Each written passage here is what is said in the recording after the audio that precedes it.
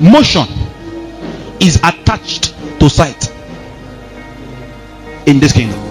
God created it so you can only move or make progress to the extent to which you see. That is why when sight becomes hindered, motion becomes hindered. That is why you would never find any animal that have its eyes behind it. Every animal have its eyes in the direction to which it will move. So the reason your eyes is in your front is because your movement should always be forward. You can't possibly be walking like this. There is no means that makes sure that happens. Is that not so? If you want to go to the right, to the left, you turn there and then you begin to walk. Is that not so? If you want to move this direction, you turn there and then you begin to move. Is that not so?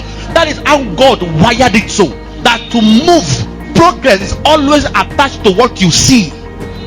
And the moment what you see becomes affected, your progress becomes. It is the same way in the realm of the spirit.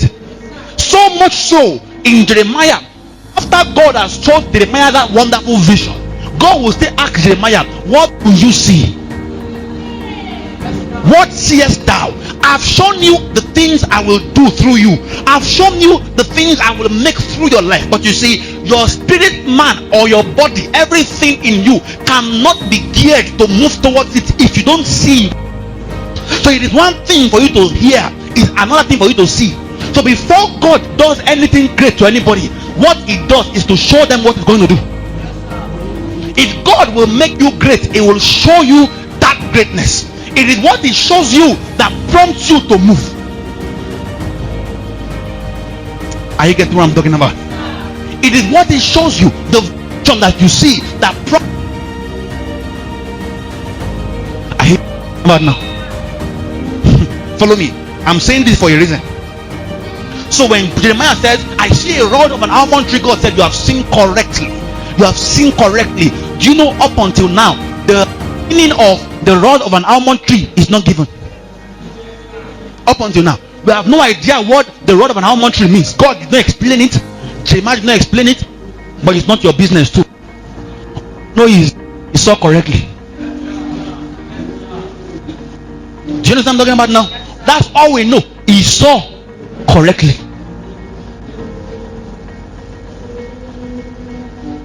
When God was going to bless Abraham, he told him, what do you see? Count the stars. What do you see? Count that. Do you understand what I'm talking about now? God was going to ensure that the children of Israel would pursue would get the promised land. He had to divide this method of sight to pursue. So he told them, take 10 people. Take 10 people and then have them go and spy.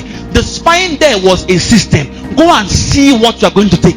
And so long your eyes can see it, then your body pursue it. Do you understand what I'm talking about now? So many a times when God is going to do something through you, he will always devise a system to make your eyes see it. What your eyes have not seen, the entirety of your being cannot pursue. That is why I've taught you this before. That is why Moses had to grow up in Pharaoh's palace. Moses could have grown anywhere, but it had to be Pharaoh's daughter that would take Moses.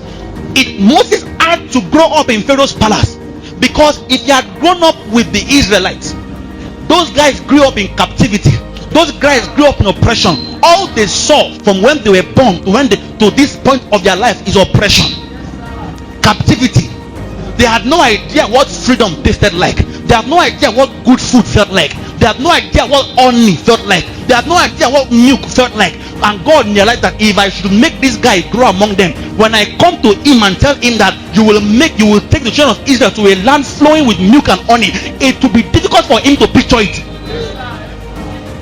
God had to ensure that he grew in a place where he would have the mental picture of what he would later come to deliver the people of Israel into. Are you following me? So most times God will make you witness it.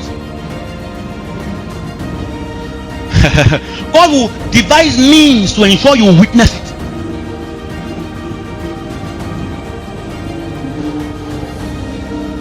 So someone may come to your house. You have been having pictures of you're going to be great, but you have never really understood what it felt like to be great. So you had a visitor in your house that day, and the guy is returning back to where he came from, and he was going with a flight. And of all the children, he says, "You follow me to the airport." And then you go to the airport, you see the place, but what God wanted to accomplish, just go and see it. You will leave that place, and something in you will say, what is this? You cannot understand why you can no longer sleep. You are waking up, you are thinking about the God quickened motion on your inside, so that everything in you can now be driven to one day. This will be your experience. Go and see. That is why when the devil wants to hinder progress, what he does is to ensure that all you are seeing is the past. What God has forgotten is what the devil ensures you remember. So you want to pray, and he says, you that you did this before, and then your life halts, progress, this, you keep on going.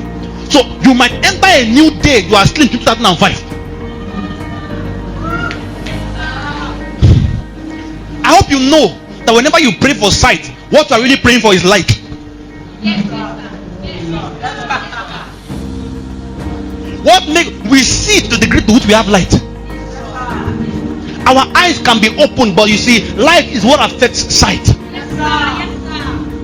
So if a place is dark, we all have eyes, but we cannot see because there is no light. In other words, the degree to which you have revelation is the degree to which you see. Are you following me?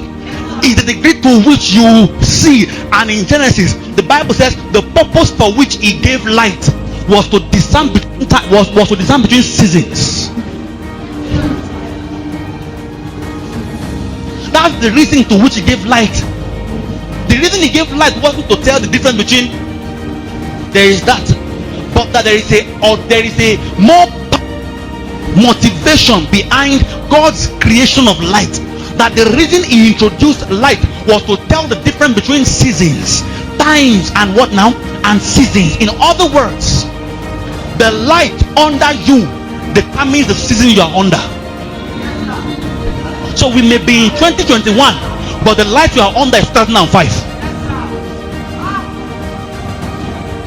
Because the light under you determines what you see. So the moment you realize now all you seeing is how you were raped when you were 13, you have not left that time. You are still there in the realm of the spirit. Your life stopped making progress that day. You are advancing in age, but nothing else is moving forward in your life, because the realm of the spirit says what you see, motion is directed towards sight. So you say, but when I was in GS2, this is what me and my friends were doing. You might be 28 now, you are still in GS2 in the realm of the spirit. So you say, sir, man of God, I'm dreaming, and when I'm dreaming, I'm seeing myself in my secondary school. You are not stuck, you placed yourself there.